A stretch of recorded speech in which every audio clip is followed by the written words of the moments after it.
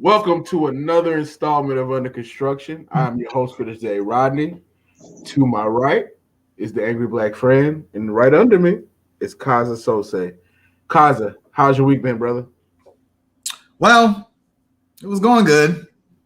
And then the ankle gods showed up and robbed me of joy. Yeah. First Malik Monk, then Gordon Hayward. Okay. Yeah. Now I'm kind of bummed. So yeah. So far, good Easter so far.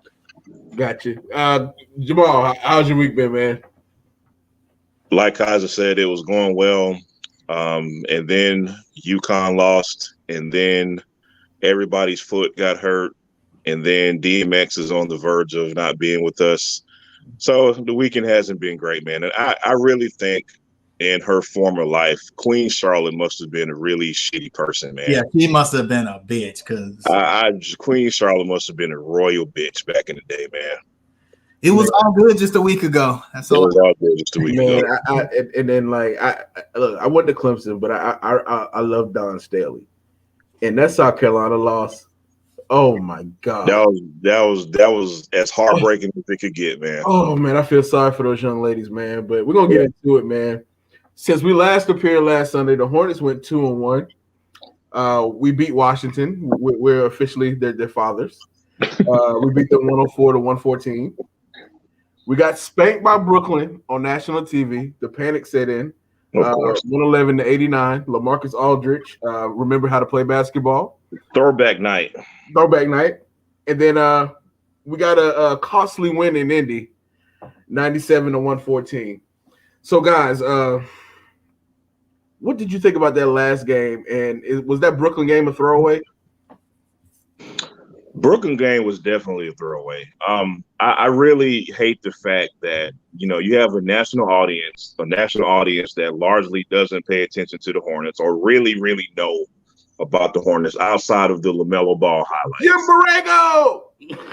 And now they're thinking the coach's name is Jim Borrego instead of James Borrego. But we'll get into that a little later, man. But it really, really sucked that we saved one of our worst performances for national TV. It is the Brooklyn Nets. They were down KD. They were down James Harden. That's still a very deep, talented team, even without those two All-Stars, man. And I give credit to Brooklyn for them playing a great game. They responded to a not-so-great performance the night before, but that was not indicative of the Charlotte Hornets that we've seen all year, man. Just extremely sloppy, unorganized offense, not aggressive. They got punked. I really hate those games. It's one thing when we get beat, we're out talented, but I don't like when we just get punked. We got both during that Brooklyn Nets game, man. So it is indeed a throwaway game, man. Of course they responded to the next game in Indiana, a costly game that we'll get to a little later, man. But I just hate that the national audience didn't see the real Charlotte Hornets on Thursday night. I think that game says more about Brooklyn than it does Charlotte.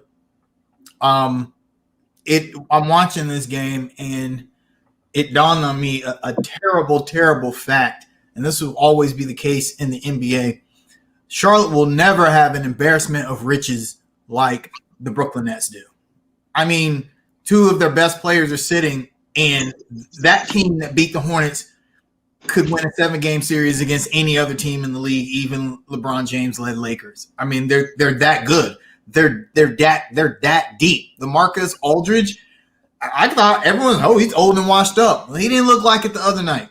Blake Griffin is dunking again. I mean, they've got guys. They've got like 7 legit all-stars, and then everyone else that can just shoot threes or get rebounds, like a bunch of role players. Guys who don't do anything except either shoot threes or get rebounds. I mean, how do you beat a team like that? I wasn't expecting Charlotte to win, and I'll be honest, the blowout didn't surprise me. This is a different Brooklyn Nets team than we played at the beginning of the season. Yeah. They're just simply – they're better. Steve Nash is showing his chops as a coach. That Brooklyn team, boy, man, I hate it for anyone from any conference that has to play those guys in the playoffs. I mean, imagine when KD, Harden, Kyrie, Blake Griffin, LaMarcus Aldridge, Jeff Green. How do you beat that team? So, let me picture it's easy. You don't. Yeah. Picture something like this. KD has an off night, 7 for 21. Harden is playoff Harden. and Kyrie is exploring his inner self. Yeah. It's shocking. Then all of a sudden you get a throwback game from LaMarcus and Blake, and you still lose by 20, bruh. Yeah. I think that's. I don't want to harp on the Brooklyn Nets, but that's the thing. I think nights like that benefit guys like Blake Griffin and LaMarcus Aldridge. They're kind of on the decline of their career. They don't have to put up crazy numbers or big minutes. They come in, do what they do. They go sit on the bench. And it's really hard because one of the things the Hornets have done really, really well, credit to James Borrego for this, but when the other team's best players are sitting, the rotations that we have on the floor are able to take advantage of that. Mm-hmm. And that's when the Hornets typically either catch up or get a lead is when the big names are sitting. You can't do that with Brooklyn. The big names are sitting, and then they've got another first unit that comes in. And I'm sitting here watching this game like, okay, what could Charlotte have done better? Granted, they could have not been as sloppy, and really they could have hit shots. But Brooklyn defended really well. They were really aggressive. That was just going to be a tough game at this point in the season, regardless. Throwaway game. The way that they responded in Indiana, I think, is more indicative of a Charlotte Hornets team, and it goes to show the kind of team they are. Very resilient. They probably didn't even watch any film from that Brooklyn game on the plane. There's nothing you can learn from it. You can learn from it. Well, I'm gonna tell you why, man. Because this is a very simple analysis, dude. The Hornets didn't hit shots. It's pretty much that. PJ Washington 3 for 11. Gordon Hayward 5. Not bad, but Terry Rozier 4 for 11. Miles Bridges 3 for 9. Malik Monk 4 for 11. When you got your main guys not shooting the ball well, you're not going to beat anybody. And again, Kaza, everything you said about Brooklyn is 100% correct. But at the same time, with this Charlotte Hornets team, when those particular guys don't shoot the ball well, we're not going to beat anybody shooting the ball like that. Guys, we bounced back against Indy, and we played a beautiful game. Gordon Hayward, the first half, he went completely off, nearly having a triple-double. And then he has a foot sprain. And then you compound that with Malik Monk spraining his ankle pretty badly and being out for 3 weeks. Gordon is being reevaluated in 4 weeks. Where do you see this team going from here on out? And LaMelo's out as well.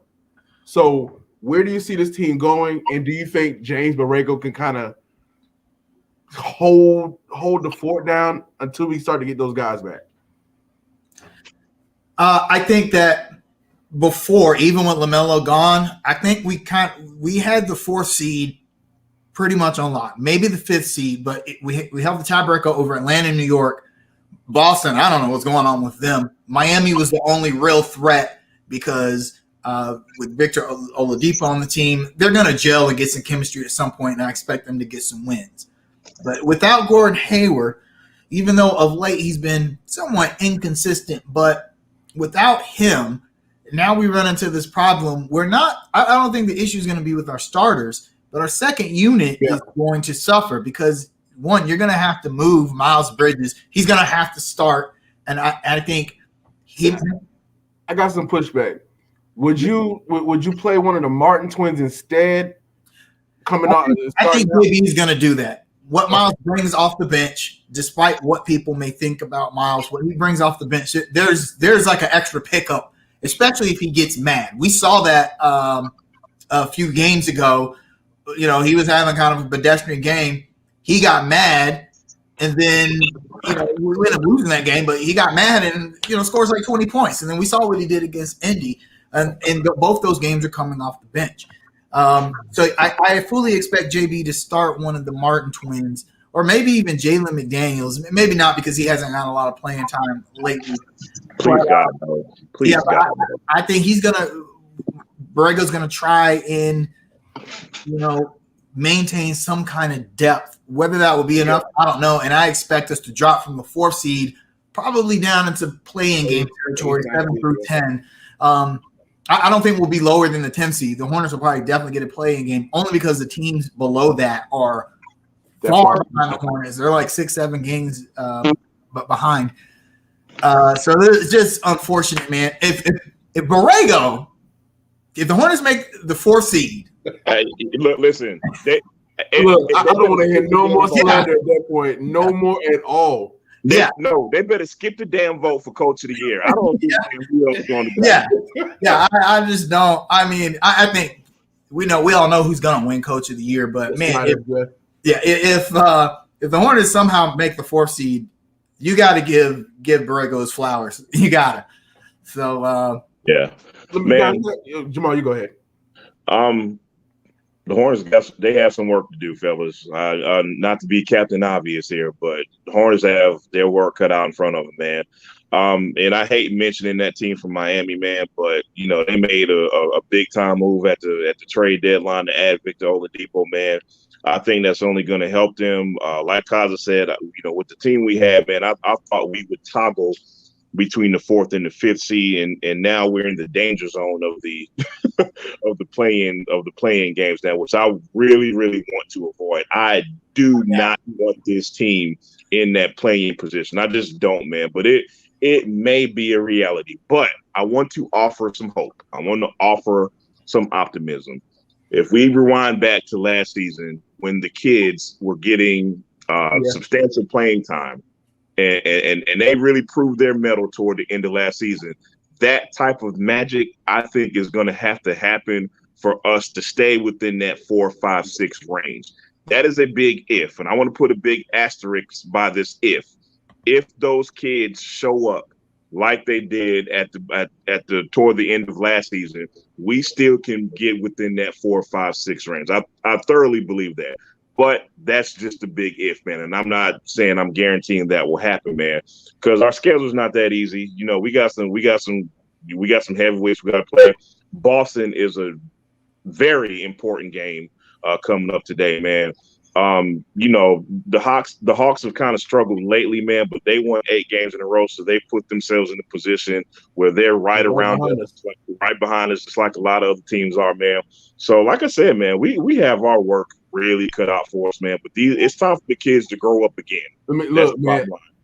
Honestly, man, look, we can't have a 9 for 38 shooting performance from Devontae Graham and Terry Rozier anymore. That can't happen again. We can't afford that if we want to continue this trajectory. And we also need PJ Washington to step it up. Absolutely. And that has me. Look, I have a question. I've seen this narrative a lot ever since his 0-point game.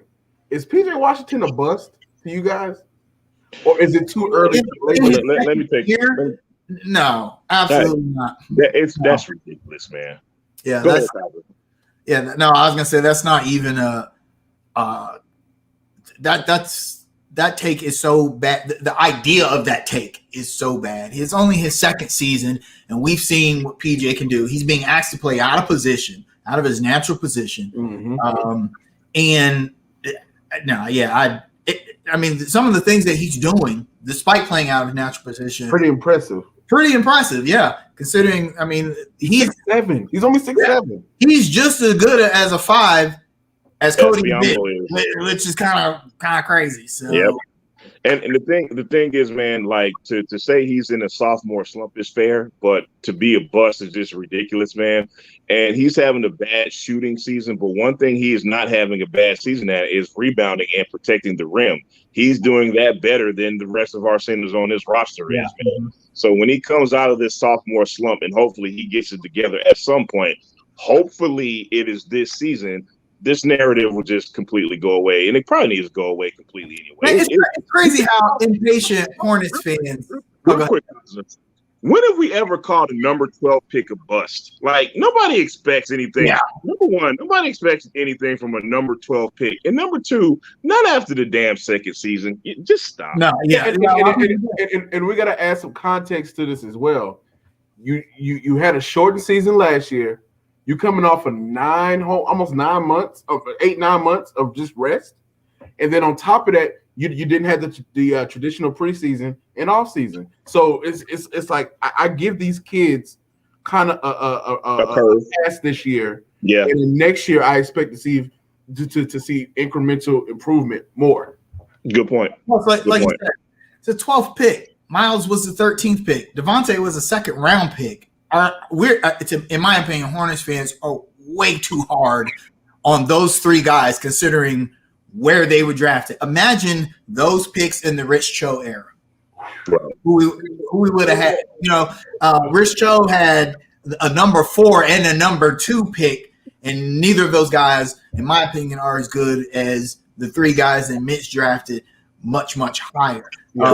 I mean, the only criticism you could say is that we should have kept Shai Gilgeous-Alexander, which maybe, but then we wouldn't have LaMelo Ball, so there's kind of like I'm sorry, I'll take LaMelo Ball. I'll take LaMelo Ball, and then within the courts, there's always the Michael Porter Jr. debate. But I think with those three guys, I think the Hornets are in a good position with those guys, and just give PJ Washington some time. I mean, we've given Malik Monk 4 years. We don't want to talk about that, though. We don't want to talk about that, though. Yeah, I mean, hey, let's not piss off Malik's fans today, man. But hey. But one more point to this discussion, man. Hey, y'all, it's Brad Wanamaker time, and I'm not even joking, dude, because this may turn out to be one of the best under the radar moves ever, maybe sneaky move. Because the thing is, we're gonna need him now. Like when we picked him up, he was just ancillary guy that was just a roster fill. He was just the third point guard.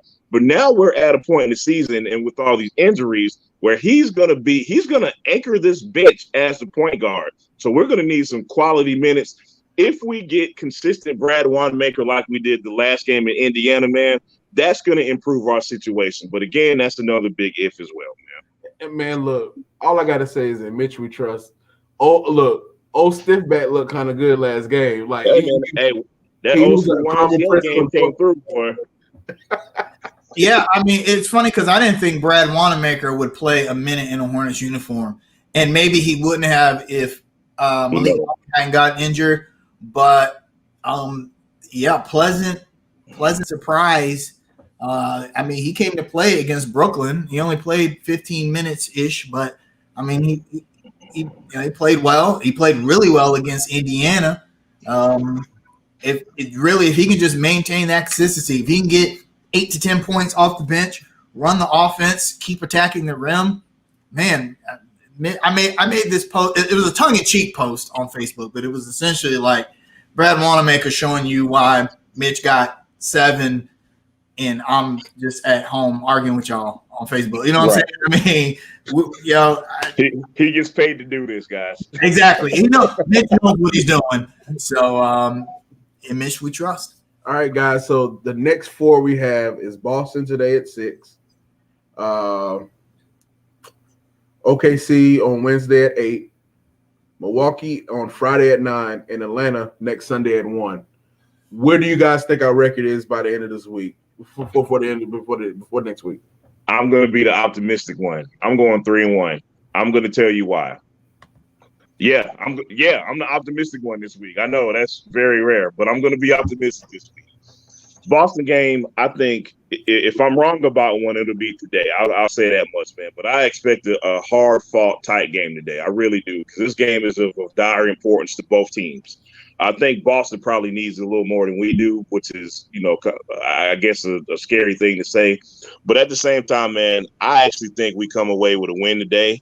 I think we beat Atlanta. I think Milwaukee probably gets us. They're probably going to be looking for revenge from last game, man.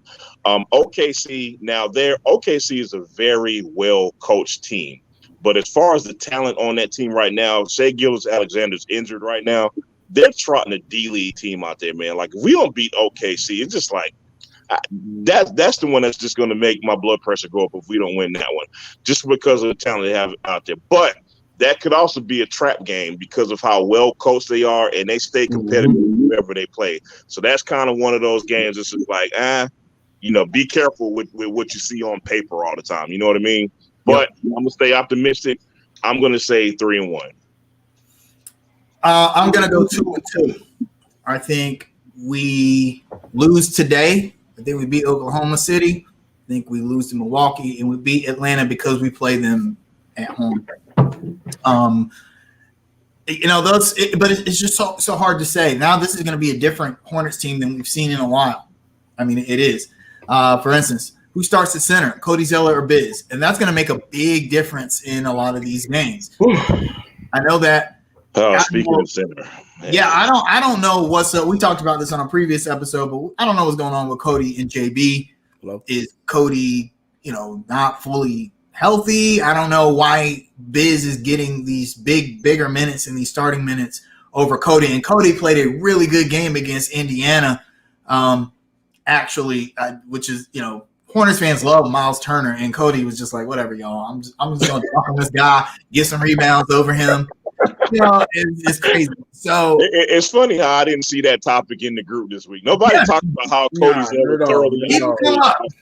It's just a coincidence, but that's going to make a difference in these games. I expect Borrego to stick with Biz for some reason, and I think that does not bode well against Milwaukee. Certainly don't bode well against Milwaukee. And just remember for everybody, Cody dunked on Giannis. I just wanted to throw that out. Piped on him. I mean, straight. Piped on him. Yeah. It injured him. He got injured on that play.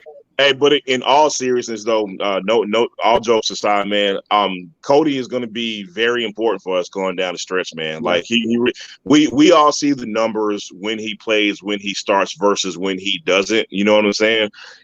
We need good Cody. We absolutely need good Cody going down the stretch. It is of dire importance going down the stretch, man. Look, I'm not as optimistic. And I understand why. I don't even feel good about my prediction, to tell you the truth. Yeah. I'm going to say 1-3. I say the lone game we take is OKC. And I think we get a blowout loss against Milwaukee because they're starting to hit on all cylinders. It'll be a close one against Atlanta, and the Boston one is kind of a toss-up to me because you never know which team is showing up. Yeah. The interesting nugget, man, Milwaukee, they thoroughly handled, I think, the Clippers over the weekend, man. Whoever they played, they thoroughly handled it, man. So I'm a little afraid of what's going to happen to us when we play them. And shout out to Drew Holiday. That 4-year, $160 million extension is nasty. That's all I got to say. $40 million a year. All right, guys, man. So Cam Newton has a new show on BET called Sip and Smoke. And his first guest was Steve Harvey. Did you guys see it, and what'd you think about it? Yeah, I watched it the other night, and I liked it. I didn't know what to expect, but given that Cam's appearance on Brandon Marshall's podcast show was very popular, that video has millions of views on YouTube. I bet Cam called somebody up the next day and was like, "Hey, man, I can do this." And Cam has always, what was the one quote that followed Cam for years was before he was even drafted. "I want to be an icon and an entertainer." And boy, the media let him have it for that. But he's held to that. That's what he wants to do. And Cam has a big following in Atlanta. He's still a star there. People in the Charlotte still love him. But it doesn't surprise me he goes back to his hometown in the offseason and does something like this. I like that they preached Black excellence a lot on the show. And it's funny how Cam seems more articulate and well-spoken than he's ever been. Cam always, to me, felt you could tell he was uncomfortable on the microphone. Yeah. He had to pick and choose his words. He couldn't be that country kid from ATL that he was growing up. He had to try, and he talks about that in the first episode, how coming into the league, everyone was saying, okay, you got to be like Drew or Peyton or Tom or Aaron. And he's just like, man, be you to impact your community. That's what he says. And it's funny, Steve Harvey, I think, had some gems, but he said, when he came in the industry, they were like, "You too country, you can't speak like that." And he said, "What sounds better to you? I am broke or I is rich?" I'm is rich. I'm is rich. So yeah, a lot of great moments on that show. I hope I hope it ends up being popular. The video on YouTube has over 1 million views now, I think. Yeah. I think Cam is setting himself up for a second career. Good move on him. Perfect segue, Kaiser, because that was my first thought. when I saw that video, I was like, is Cam setting himself up for his next career? That was exactly the first thing I thought when I clicked on the video. And I don't think he could have chose a better guest. Steve Harvey was the perfect first guest for that show because of how they relate to each other in different industries, so to speak, man. But just to echo Kaz's point, man, when he was here and Jerry Richardson, had a leash on him. I know that's an ugly saying, man, but he couldn't be himself, and that part used to just aggravate me so much about this organization and how they handle Cam and trying to parlay to South Charlotte and, hey, maintain this image and you need to be like this and you need to be like that. And I'm so happy to see Cam in this space because it's like further confirmation that he doesn't give a cuff anymore about any of that. He is going to be himself now. And not to get too heavy in the football talk, because I know we're talking about his show, but I think it's also just the difference between how the Patriots are handling him versus how the Panthers are handling Cam Newton. And we're seeing just a lot more freedom, for lack of a better term. You look at Cam's Instagram page now, he just seems like he's more of himself. He's a lot freer. He's happier. And I'm interested to see exactly how all this is going to actually translate next season on the football field. And I'm talking about real training camp, a full off season, all this stuff, because I'm going to always be a fan of Cam Newton. I don't give a damn where he could play for the Cowboys, and I'm going to be a fan of Cam Newton. And I want to see him succeed. I want to see him do well. So I hope all this translates into just more success for Cam Newton, man. Like you guys alluded to, like I just kind of see this as kind of posturing himself for a life after football. And he probably filmed it in his cigar lounge in Atlanta. But that's what Shannon Sharp on Undisputed mentioned that I guess Shannon Sharp is good friends with Cecil Newton, Cam Newton's father, and he was saying that it looked like that's where it was filmed. So, I mean, big on Cam. I mean, Cam's always been about the community. A lot of people don't know that about Cam Newton. Even when he was in Charlotte, Cam Newton was in the streets doing work, doing stuff, not just saying it, doing stuff. Yeah. So it looks like he's in the offseason, he's back in his hometown. Like you said, Jamal, the Patriots, they don't care about what kind of person you are off the football field as long as you can produce. I mean, they knew Hernandez was a gangbanger. They knew. I was just about to say that. They knew he might have been killing people and selling drugs off the field, but as long as he didn't get caught, they were okay with it. And he ended up getting caught. So I think, like I said, that freedom has helped Cam Newton, and I think that's one of the reasons why they re-signed him. A lot of people were shocked by that, and I think the Patriots like, look, this kid is talented. Cam's still young, and he did good things for us. So let's see how he does with a full off season. The complete freedom. And also in the video, pay attention to those things. Black excellence. Muhammad Ali, first black man to ever say, I'm great. I'm great. Words matter. Words are important. Cam, I see what you're doing. I want to know what the production cost is for that episode, because them cigars didn't look like the kind that they weren't no cheap ones. Yeah, you can't get them cigars from Harris Teeter. You got to. Nah, but it look like you got to sneak those on the plane, buddy. Hey, but in all seriousness, man, like us three are involved with doing a production, and we know how much work goes into it. We know how hard it is to get support sometimes, all that good stuff, man. I think Cam Newton has it could turn out to be such an important vehicle in just promoting Black excellence, other Black productions, depending on, what type of guests he books in the future, man. And I'm really interested to see where that show goes, because I think the foundation for what he has now, it could be a pot of gold, man. It could really turn into something. And I'm interested in seeing, Cam asked Steve Harvey what can he do to improve as a quote unquote host, man. And I think Cam has the charisma to be a really good host to his vehicle, man. And I'm really interested to see where it goes. All right, guys, sticking with Atlanta, man. Oh God, do we have to? Yeah. Major League Baseball decided to remove their All-Star game. Good. From Atlanta. Good. Due to the new bill that was signed by their governor, Mr. Kemp. So, guys, is this a good move? Or look, man, this automatically reminds me of House Bill 2, what we had, and basically the how the Super Bowl kind of boycotted Arizona. So, what do you guys think about the actual kind of pulling out of the All-Star game? Are you for it? And do you think it will automatically have a difference in Georgia Bill? I'm all for it. This is how you protest an injustice, which that law passing was. Back last season when the NBA players, remember when they protest like in the middle of the game? Yep. And I felt like, okay, that in itself, the players don't have that kind of influence, but maybe the league does. So this is the league. You know, and the thing about Major League Baseball is they don't have the high percentage of black athletes that the NFL and the NBA has. So one, it's a surprising move. So for them to come out and say, look, oh, no, this is an injustice. This doesn't line up with the ideals of Major League Baseball.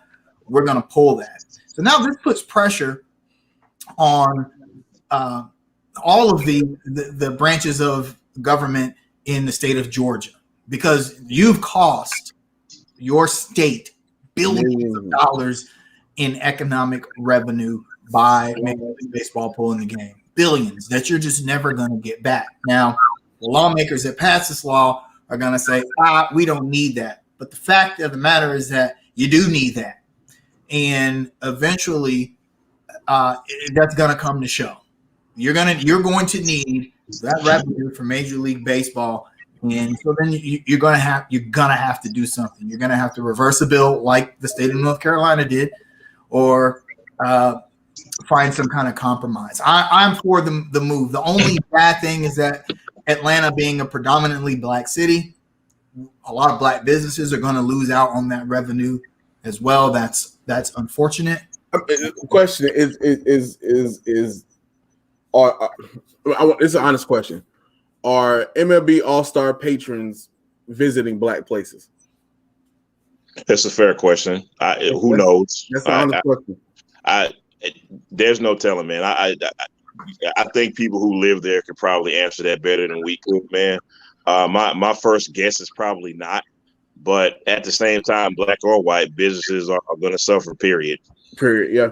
And what's troubling to me is that the Braves kind of were disappointed with the decision. Hey, let me take that one, Rodney. Yeah, we surprised. Go ahead, Jamal. No, number one, I have to give the MLB some major props, because oftentimes when big corporate entities, quote unquote, take a stand, it's usually because of like financial reasons. It's not because of any like real gumption. This MLB is a real stand for this reason. Their base, their fan base, is probably made up of people who probably don't see what Governor Kemp is doing as a bad thing. Okay? Now, number two, the Atlanta Braves, I have lost every bit of respect for the Atlanta Braves. The press release that they came out with in the response to this issue was the most tone-deaf, gutless thing I have ever read in my entire life. Number one, you try to move the goalpost and look at all the workers as victims, and how could you do this to them? And you don't mention anything about the actual reason why the MLB has done this in the first place. Okay, that response was so tone deaf, man. It literally just blew my mind that somebody could actually print this up and type it out. And not on top of that, they had the audacity to try to state that the All-Star game could have helped the conversation. There is no conversation. There is no conversation. You must. What a damn joke, man. Jamal, I'm gonna point out some more hypocrisy with the Braves. Look, the Braves of the South team. Look, they moved from the predominantly black city of Atlanta to the outskirts, to Cobb County. Didn't even give the Cobb County voters a chance to vote on the stadium. They just moved there because they wanted their clientele to feel more comfortable. Mm-hmm. They know who their clientele is, and they're kind of feeding into that base. Look, Braves, I don't want to hear it. I mean, it's BS at this point. Yeah, the state of Georgia would love it if the city of Atlanta could somehow like supplant itself elsewhere. I mean, Atlanta or Georgia is Georgia. We forget that. You know, we associate Atlanta. There's Atlanta, and then there's Georgia. Yeah, a lot like it here is in North Carolina. You have Charlotte, you have Raleigh, and then you got everywhere else, which are completely different demographics and political leanings. So it's it's the same thing in Georgia, and that's part of the reason why the Braves moved is they wanted to get away from Atlanta. Atlanta, yeah, but be close enough to where they can still call themselves Atlanta. Because if they were the Georgia Braves, then So yeah, I think like we're seeing here in the comments, another major corporation is going to have to take a stand.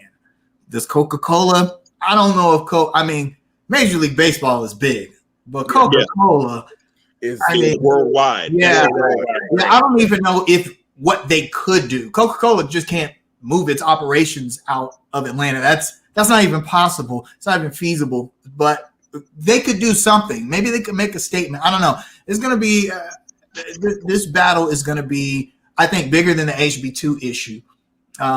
Just because I think it's getting more press because it's Atlanta, it's not Charlotte, it's Major League Baseball. And the HB2 issue was just stupid. Honestly, let's just be real. We talking about it. We're talking about damn bathrooms over voting rights. You know what I'm saying? So yeah, exactly. And one thing, man, like this, it just moves to disenfranchise people. Like people says, oh, you just can't give people water and food in line. I'm like, there's a reason why there's a line in certain areas. They are trying to disenfranchise the vote. If you look at the population of North Carolina, South Carolina, Georgia, Mississippi, Alabama, all of them around 30-40% black.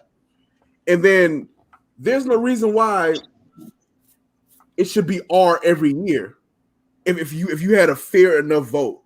I'm just putting that out there. Yeah, no, definitely.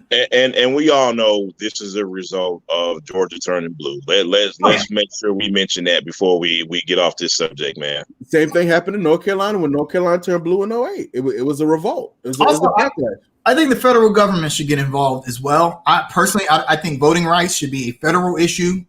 I don't think that local or state legislators should be able to impose those kind of restrictions without going through the federal Supreme Court, because voting is a right of every American citizen in the United States. So I expect this battle to. I mean, there's already it's gonna be bad. It's gonna be a legal battle. It's probably gonna go to the Supreme Court, and props to Major League Baseball for being at the forefront. Now they could be like the NBA.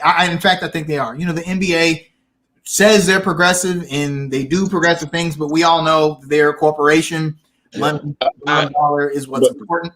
Kai's a little bit of pushback on that, man. Just I want you to think about the MLB's fan base versus the NBA's fan base. That's true. Yeah, I'm really. That's why I give the MLB a little more props than the NBA. I am really surprised the MLB,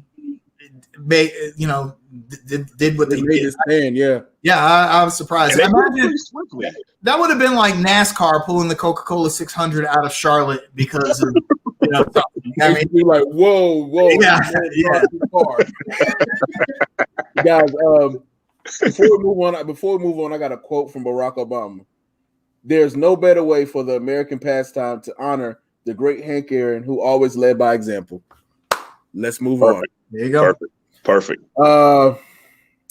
So Roy Williams retired on April Fool's Day. It's real, guys. I know. Heck, got me. I was like, Roy Williams retires April Fools. There wasn't a press conference on April 2nd. It really happened, yo. And then it's just like it's so weird. Like as we get older, we see all these legendary coaches start to retire. Roy Williams had a 77% win percentage for his whole career, 3 national titles, 9 times to the Final Four, and 11th all time in wins. Man, like, where does UNC go next? What's like? Where's the bar at this point? Man, I think, and I'm not saying I hope this happens, man, but everybody remembers that transition between Dean Smith and Roy Williams. There were some really dark years between those two. Needless to say, you know what I'm saying? And with that being said, man, whoever this next coach is, whether it's Hubert Davis, whether it's Jared Stackhouse, whether it's whomever, man, the expectations are going to be probably unrealistic. Yeah. And they're going to be through the damn roof, dude. You can't think of too many programs. There's not too many college basketball programs that I can think of, at least, that you've had one legendary coach retire, and then a few years later, you have another one follow that up. There's not too many. Indiana suffered big time after Bobby Knight moved on or got fired or whatever. You know what I'm saying? It's just not going to be an easy time, man. Roy, the one question I have for North Carolina fans, and this is some fans, I'm not saying all North Carolina fans, but it always puzzled me how a coach who had so much success has also been so criticized and so ridiculed. I have never understood that about North Carolina fans and their tepid relationship with Roy Williams. This dude has more success than 99% of college coaches, but yet there are some UNC fans who are like, you know what? Hey, man, I'm not entirely sad he's going. And I just don't understand that, man. I just don't. Look, man, it's going to be pretty dark pretty soon, and they'll learn to love Roy. Yeah, I don't think people really. I don't think they remember the Bill Guthridge days. I mean, he was so bad, he just left. He was like, no. Matt, you talking Matt Doherty. Bill Guthridge is okay. Matt Doherty, yeah. Yeah, Matt Doherty. Yeah. It's just that, excuse me, I know that Roy Williams will always be associated with North Carolina for various reasons, but a lot of people forget, like, how good he was at Kansas. I mean, really, they should have won in 2003, but Carmelo Anthony is a really good basketball player. Right. I grew up watching Dean Smith, but I except for the one championship that they won in '92, like the memories I have of those North Carolina teams are kind of fuzzy, except they should have won in '98, and they had Rasheed Wallace and Jerry Stackhouse and Antoine Jameson, and they did not. So for me, as a North Carolina fan, the Roy Williams era is the one that I will more closely associate with my fandom. They won 3 championships, and I can remember exactly what I was doing when they won that first championship. I was in a hotel room. I was PCSing from California to New Mexico. I had my wife and a new baby. We're all crammed in a little hotel room while we're waiting on base housing, and I'm watching North Carolina play Illinois. And I know the people in the room next to me probably thought that a wild black person, because I'm jumping up and down screaming. And that team was loaded, man. Great team that year. So to do that, to win 2 more championships and kind of restore North Carolina to the prestige that it's always had as a top basketball program, he'll always be remembered for that. I also think this is another topic that we'll probably talk about on a later show, but I think that his retirement is very timely because I think the NCAA is about to see some dark days, at least from the basketball standpoint. I agree. As we see a lot of players, looking more to historically black college universities, and we're going to start seeing players. I'm telling you, the LaMelo Ball effect is real. Yep. People are going to look at him and say, whoa, hold up. He skipped college because he could have gone to UCLA full ride. But he skipped college, played overseas, made a lot of money over there, and now look at how well he's translated into the NBA. If you're a young player, what could a coach, especially a new coach at UNC, what could they possibly offer you? What could they possibly offer you that playing in a pro league couldn't? Roy Williams is not dumb. He sees the writing on the wall. He knows how hard it is to recruit nowadays. Let me cut you off real quick because that's a perfect segue to what I was thinking. I don't think he gets enough props for adjusting to the one and done era. Like UNC stopped getting, maybe 5-star recruits, but they got a bunch of 3 and 4s and still had a lot of success, man. You know, maybe he didn't go the Duke route and get all the one and done guys, but what he had to work with, man, he had a lot of success with what he had to work with. Yeah, definitely. So props to him. I think it's dope that North Carolina was able to get a guy like Roy Williams after the great Dean Smith left. So we'll see what's in store for the Tar Heels. It's over for them Heels. Okay. Clemson gonna do anything in basketball? Hey, look, I just want to say Coach K's probably right behind them. So yeah. I'm surprised Krzyzewski hasn't already retired. I mean, you remember the last time they had a losing season in the 90s? He sat out for a year. Okay, soon come. Oh man, I love the ACC hate. So man, look, man, we got some sad news yesterday, man. Darkman X DMX had a heart attack and is on life support currently, man. It's just so sad seeing our rappers kind of starting to die. Like late 40s, early 50s, still relatively young to me. Absolutely. Absolutely. So how do you guys feel? Like what are your feelings about it, man? I made a Facebook post. It was like a vague post a couple weeks ago. And I just said there's too many dead rappers because no one had died. But it was just like, I just thought, damn, there's so many. I mean, hip hop, as far as musical genres, is still in its relative infancy. Really, hip hop's only maybe 50 at the most if you take it, all the way back to the jams in the park. Our guys are. Even the old heads are still like younger than my parents. Yeah. And these guys are dying. And I think that's indicative of, if you look where hip hop came from, urban culture, the streets, look where a guy like DMX came from. Those demons never really leave. They don't. I don't. And in fact, I think that as your star in hip hop, as your star rises, those demons get closer.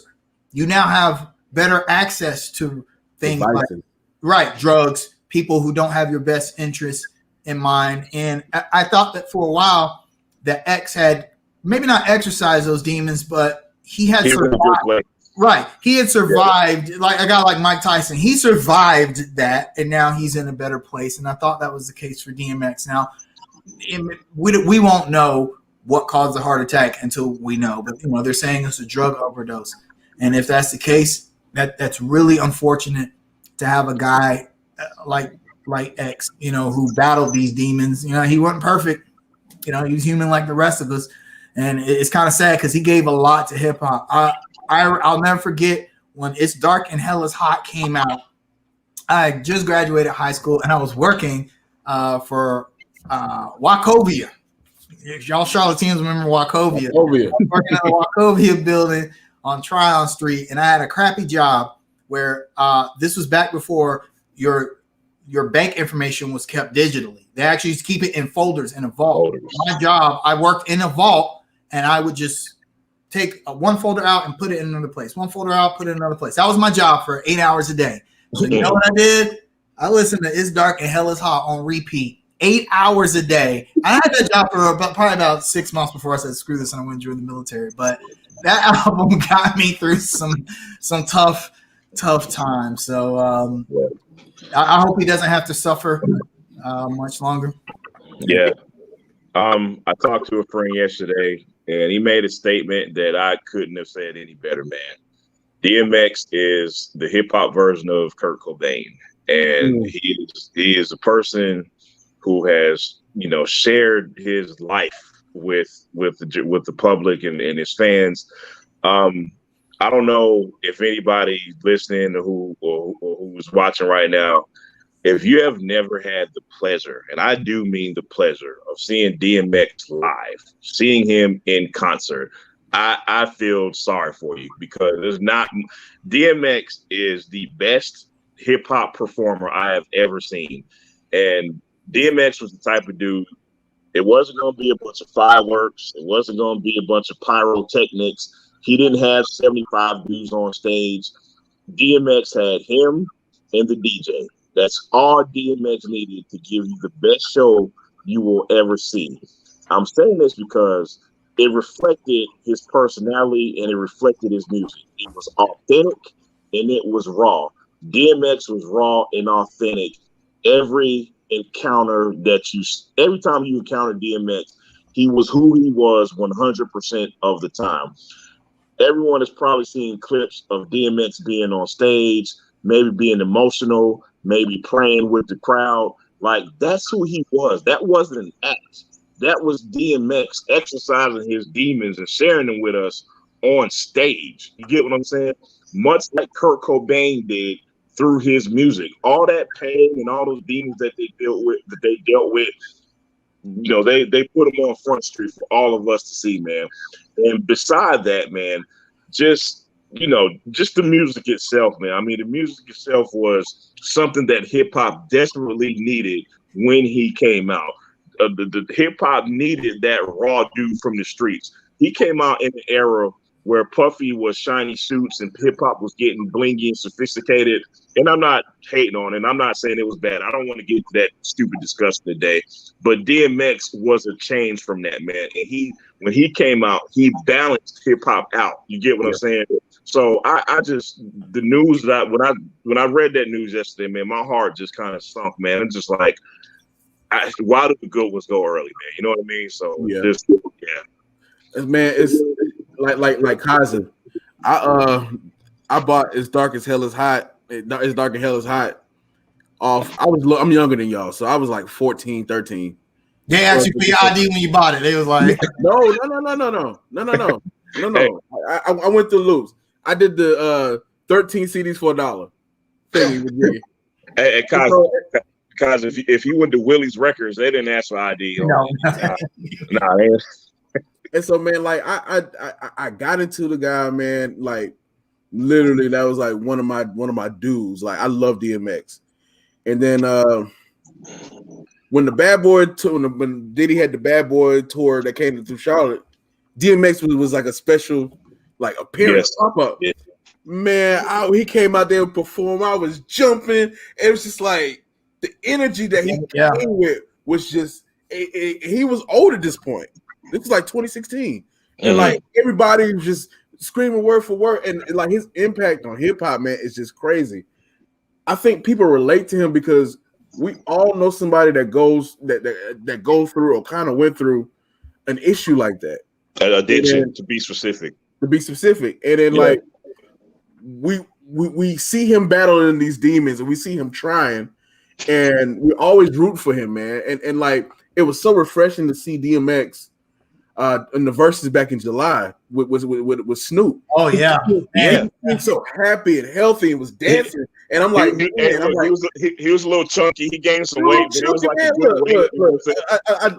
I'll take chunky healthy X over anything, man. No doubt. And man, it was just like it was just so awesome, just kind of seeing him happy and bigging up Snoop and it's just sad when I saw it yesterday, man. I think he doesn't get enough credit for just being kind of a media icon. We forget he was an actor too. You know, he did. No doubt. He did 2 movies with my favorite action star, Jet Li.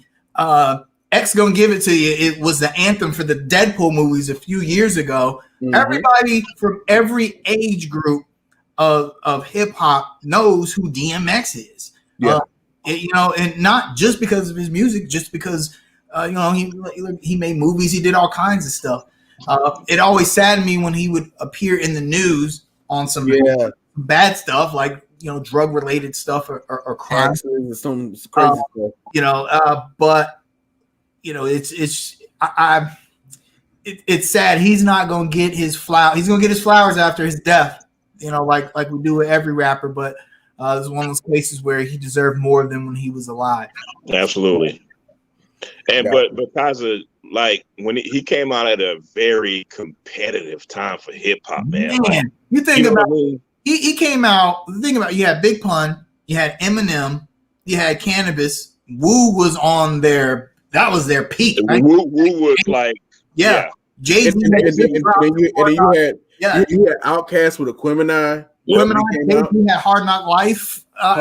Tour. You had Cash Money starting to bubble up. Like it was very competitive everywhere, man. Yeah, 1998 was a crazy year for hip hop, and DMX stood out in a crowd. And his verse on Money Cash Hoes. I remember that was the first time I heard DMX actually was on Jay-Z's Money Cash Hoes. DMX, my dog. I was like, yo, who is this? I was ready to go to start fighting people. So, I mean, DMX will always have a place in my heart as a hip hop fan. I've been bumping "It's Dark and Hell Is Hot" all weekend. I'm gonna continue to do so, and we're gonna miss you, X. One more thing about X before we get out of here, man. I think the one picture / clip that kind of personifies DMX. We've all seen that clip where he was at Woodstock, and there's like people in the crowd. People. And it seems like every last one of them was jumping up and down, moving with his. Everybody knew the words. Single person, right? Crazy. That personifies the DMX performance right there. Guys, man, we're gonna head into some shout outs. You got any shout outs or shout outs? I'm gonna start with this is what I think our universal shout at. I think all of us agrees with this shout at. I'm just gonna quote Jamel Hill. I'm not gonna say anymore. Brian Kemp ain't worth a shit. Direct quote from Jamel Hill, and I'll end it there. All right. Yeah.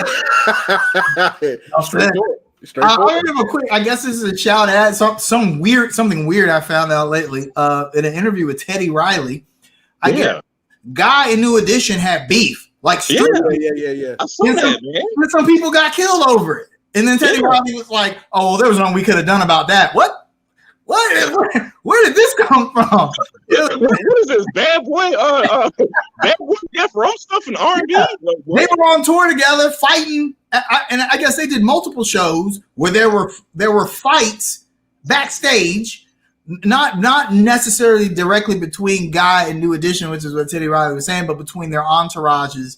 But I guess it spilled over to the streets and someone was shot and killed, and it's kind of crazy how, particularly with black music, gangsters, man, there's always some goon on the side. Yeah, always some goons funding it or goons with you. Yeah, I really hate that about our music, but at the same time, it's a double-edged sword because especially with R&B music, man. Yeah, well, okay, hip hop I can see, but Key Sweater beat you up. What I heard. Yeah, all of those guys came from the same backgrounds as our favorite rappers. Yep. New Edition, they from the hood. They're from the hood. I mean, Bobby Brown, he's a hood cat. They just have to make R&B. So that's just a weird thing. Quick shout out. We do this every week. Our fans in the chat. I get so excited when I see the names start to come down. Normally when we start the show, it's like one or two. I'm like, man, where's everybody at? But it's kind of dope, especially since we all know each other from the sports groups on Facebook. I love watching the interaction. It's absolutely great. I love it. Look, even if we disagree with y'all and pick on y'all in the Hornets group, man, we still love y'all, man. We are especially glad that y'all are here checking us out. I can't put into words how much we appreciate it. Straight up, man. Let me tell you something. If I don't like you, I will tell you. You've seen it. Man, look, I got a shot at Kim Mulkey, one of the women's coaches. Yeah. Look, just research that, people, if you don't know what I'm talking about. I want to shout. I'm gonna give a shout out to Paul Pierce, man. Living his best life. Man. I'm pretty sure Paul Pierce forgot to. I'm pretty sure Paul Pierce thought he was going on FaceTime instead click the Instagram live button. But man, Paul Pierce, man, look, live your best life, man. Because look, you might not get a check after this week, brother. Hey man, so I hope somebody saved their money, boy. Man. Oh, and then finally, man, look, we got the verses tonight. The Elements versus the Ozzy Brothers. So. I'm tuning into that, man, and I look. I don't care who wins. I'm just rooting for a good time. Hey, who coached Paul Pierce in college? Roy Williams. That's right. Hey, before we go, man, Are you more of an Earth, Wind, and Fire fan or Isley Brothers fan? Woo! Elements. I am probably more of a EWF fan. Although I think Harvest of the World is an underrated album. This is an amazing album. Yeah, it's an amazing album, especially the title song. You know, they released a single and an instrumental. The Isley Brothers were at their peak at that point. I think if you're talking about greater acts, career arc, I'd have to give it to the Isley Brothers. They were able to extend themselves. Yeah, their longevity is crazy, man. Damn near until my kids were born. It's like Isley Brothers got another album. Goddamn. Think about this, man. Like Shout came out in the 50s. Yeah. Wow. Yeah. That's crazy. In like the late 50s, and like Ron Isley's sitting there crooning with Art. With that guy. Yeah. That's what I'm talking about. I mean, they're the longevity. I'm gonna stop there. Guys, thank you so much for watching Under Construction. You guys have a wonderful afternoon and happy Easter. Appreciate it. Peace. Love y'all. Shout out to my Aunt Linda who's watching. Peace out, y'all. Peace.